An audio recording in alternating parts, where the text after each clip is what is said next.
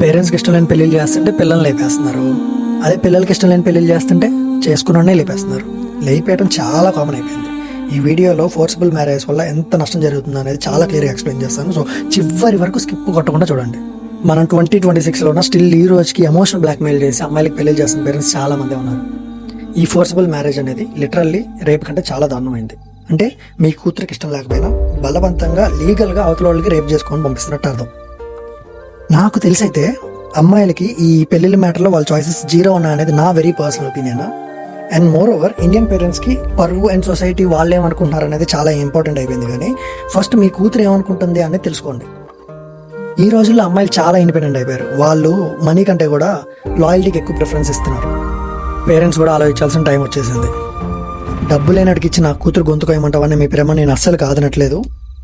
మీరు మీ కూతుర్లకు బెటర్ వేలో things explain చేసి చూడండి. ఒకవేళ వాళ్ళు కన్విన్స్ అయితే వాళ్ళు 100% విల్లింగ్ ఉన్న రోజున పెళ్లి చేయండి.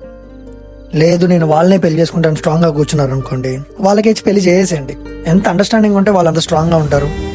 అండ్ మోర్ ఓవర్ పెళ్లికి కావాల్సిన ఫస్ట్ క్వాలిటీ అదే కదా. డబ్బుదేమంతా కావాలనుకుంటే కలిసి కూడా సంపాదించుకోవచ్చు. అట్లీస్ట్ మీ పిల్లలు మీ కళ్ళ ముందు ఉంటారు.